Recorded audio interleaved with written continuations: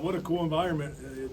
I tell you what, Sammy and her crew and everyone at Clemson, what an unbelievable job they do. They did it last year, again this year with Education Game. What a really cool environment, atmosphere.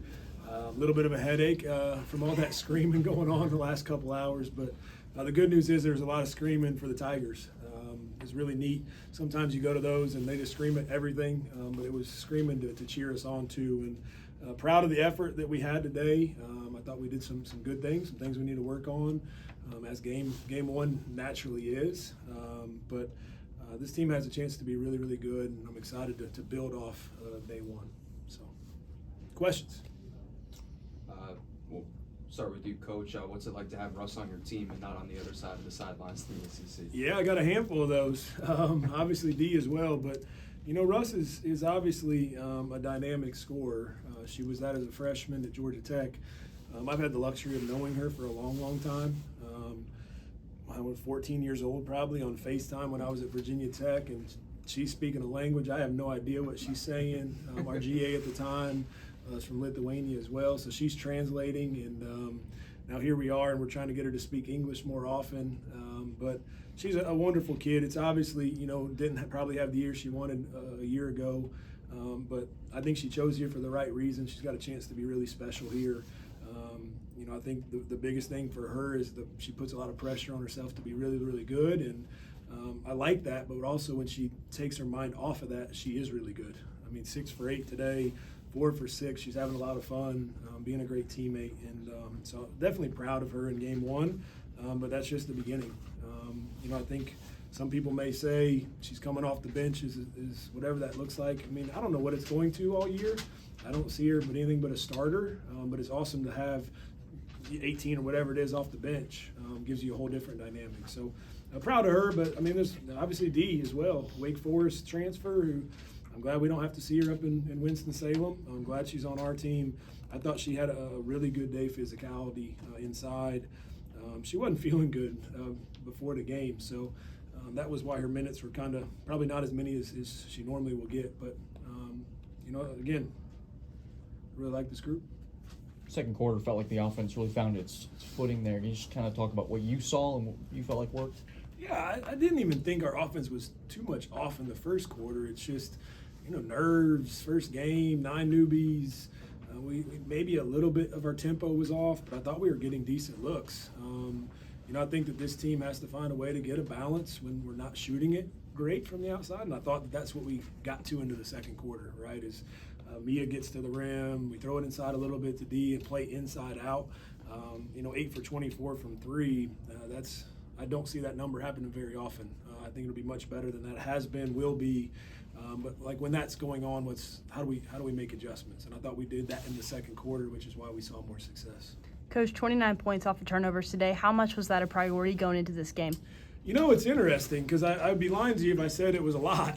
It's just not how we normally play. Now, we did have a couple schematic things going into the day against what they run to try to take them out of rhythm, denying some swing passes because they're very methodical and want to throw it inside. And I thought that really, you know, kind of got them just off balance, not in rhythm. And then we had better ball pressure. So some of that, it's not necessarily were we trying to get a bunch of turnovers. It's just how do we take you out of rhythm. Today it turned into turnovers. We were able to get loose balls. And then I think the last piece is playing in transition, which, you know, we didn't do a ton a year ago. I think this team has the potential to play a little bit faster. Today was out of some turnovers. Mia, year 2 for you here in Clemson. What's the difference between this year's group versus last year's group that you would say? Just our intent and our want to win. We love to be around each other. There's always an energy when whether that's practice or whether that's us just hanging out. Like, we really like each other. We get along and we just want to be able to battle for each other. And I feel like that just it shows on the court, and it's just really fun being able to play with people that you really love. Russ, after you made a couple shots, you're animated, you're yelling at the crowd, you're getting your teammates fired up. Where does that passion from the game come from for you? I think also I would go back to Mia, just playing with my team. I just have fun with them like every day in practice, and so excited to have games with them right now. So I think it just comes from that and just the love for the game. You know, I've been playing basketball since I started walking, so it's just, I don't know, just having fun with them. You've played in Little John Coliseum before as a visitor. What's it like to have that home crowd behind you as opposed to being the opponent? It feels great right now. It feels amazing. Last time she was in here, she took an L.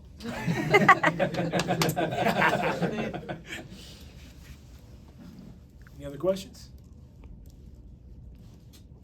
Coach, how do you take learning experiences from this game on tape in the film room and take it down to Macon later this week, a big test against a good Mercer team? Yeah, you know, I think anytime you get film is good. We had two, obviously, scrimmages, you know, early behind closed doors that we have a chance to just grow from.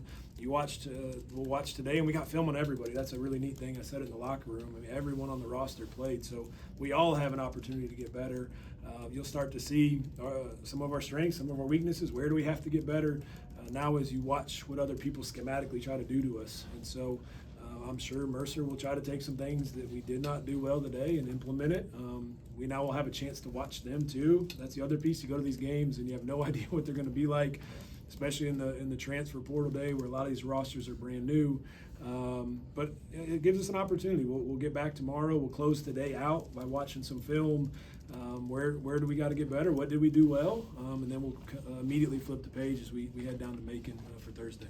You mentioned playing everybody on the roster. How cool was it to see your first two recruits here from the high school ranks in Holland Harris and Amaya Jackson make their debuts? Yeah, I mean, they've been working, right? They've been working. They're freshmen playing behind a lot of really talented, you know, whether it be returners or transfers. And so, you know, I think for them it's cool to get an opportunity because you just don't know what that's going to look like as freshmen.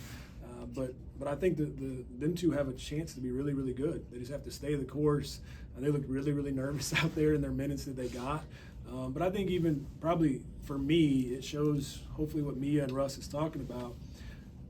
At the I think they called a timeout at 8-minute mark, somewhere in 8:43 maybe, beginning of the fourth. And I challenged the group that was in, right, give me 2.5 minutes of everything you got so that these two freshmen and Mo Miller, who hadn't got a ton of minutes a year ago for us, so they can get an opportunity, right? Prove to me that we're going to fight for them. And I thought we did over that 2.5 minute stretch, which allowed me to put them in a game. And that's the challenge. If this group will stay connected, continue to grow together, whether it be Holland, Amaya, Mo Miller, whatever their opportunities are, this team has a chance. But we got to continue to grow. Again, happy that we got a win, but now it's just growing time from here on to the next one. With all those new faces that you just mentioned, what does this process look like in the early weeks of the season, getting real game time and figuring out how to gel the best lineups together? Yeah, I'm still got to figure that out. It's a good problem to have. Where maybe a year ago it was pretty solidified, there wasn't a ton of options. We got, I joked with Coach Fox, who we brought on staff, like, sometimes I feel like I'm putting too much in because we got too many weapons, right? Like, how do we get Russ one? And how do you get Tay one? And how do you get, you know, I didn't think that Rachel Rose was overly aggressive today, so I got to figure out how to get her more aggressive. But it's a good problem to have, and so I got to figure out that balance of who's playing well together. This team needed games though. Like, I would say the last week it's been pulling teeth to try to get them to keep on keeping on. But I think that it's their excitement to play in front of this Clemson crowd and for each other, with each other. So we're a work in progress, no doubt. But again, I'm really proud of what we're doing, and now it's our job to get them better. All right, thank you guys for the time. Thank you all so much for being